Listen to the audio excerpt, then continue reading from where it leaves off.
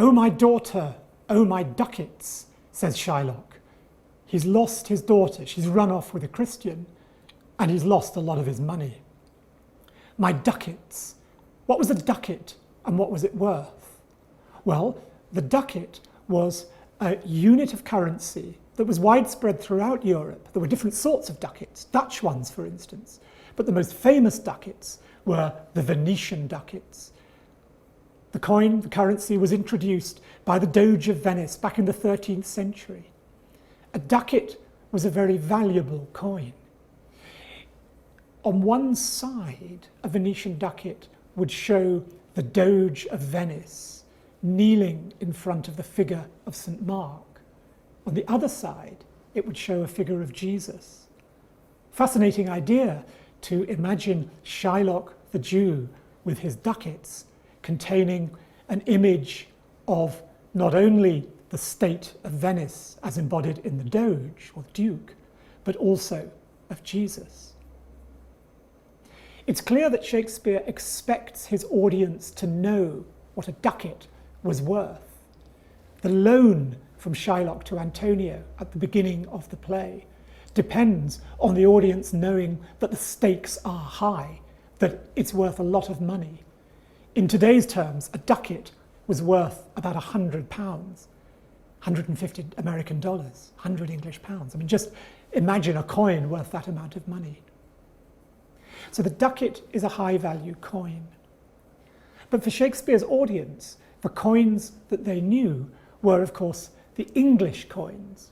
And there's a fascinating moment in the play where the link that I'm suggesting between Venice and London is carried over into an implied link between Venetian and English coinage.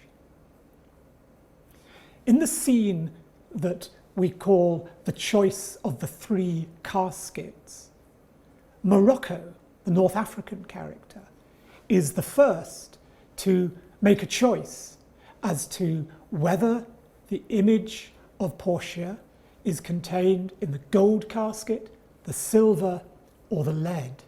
And this is what he says. "Or shall I think in silver she's immured, being 10 times undervalued to triad gold?" So immediately we see there that gold is worth 10 times as much as silver. "O sinful thought," Morocco says to himself, "never so rich a gem was set in worse than gold. Portia is the most valuable prize, the most beautiful woman. Therefore, he thinks inevitably she's like a gemstone which would always be set in gold, the highest value." And then he says this, "They have in England a coin that bears the figure of an angel stamped in gold, but that's insculped upon. But here an angel in a golden bed lies all within. Deliver me the key, here do I choose, and thrive I as I may." And he asks for the key to the golden casket, and of course discovers what is inside it is not an image of Portia, but a death's head. The irony of the casket scene is that it's the low-value choice, the lead, that the person who will win Portia, Bassanio, is right to choose.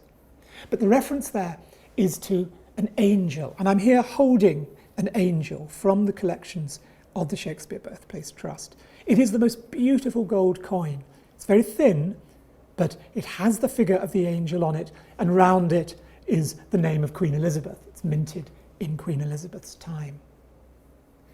So, to understand money in Shakespeare, this is a value for our understanding of all his plays, though The Merchant of Venice most particularly. Let's have a quick look at what the different coins were that Shakespeare mentions in his plays and what they were worth.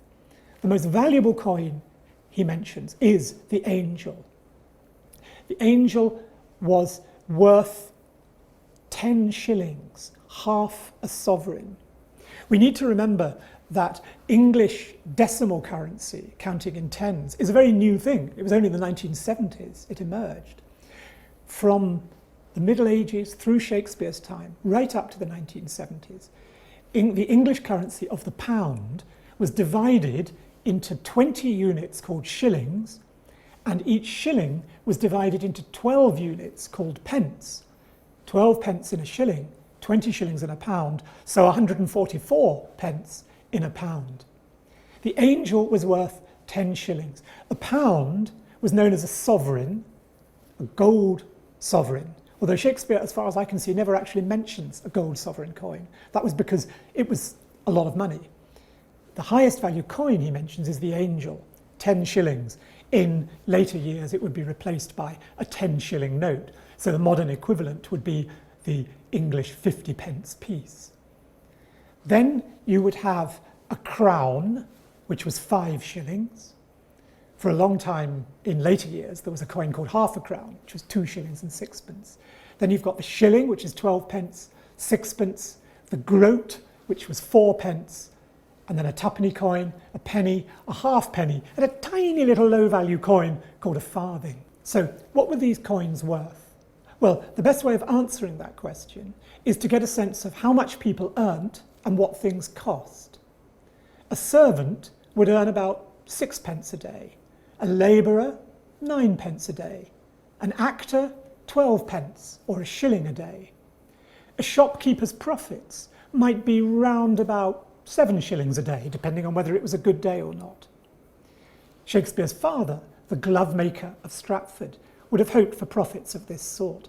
Gloves were actually quite expensive items. You can see a pair of Elizabethan gloves in the case behind me, and they were a status symbol. There was very much a sense that there was a big division between the rich and the poor, between the economy of subsistence and the economy of show, of extravagance, of expenditure on luxury goods.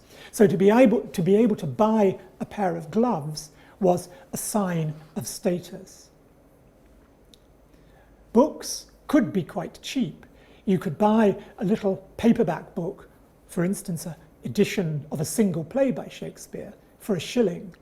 But an expensive book, such as Holinshead's Chronicles or Shakespeare's folio of collected works, would cost £1 or more than a sovereign. Only the very well-to-do could afford that. You could get a meal at an inn for 6pence, a large loaf of bread for a penny, and of course you could go to the theatre for a penny, although you had to pay another penny if you wanted a seat. And you could get a large beer for a halfpenny.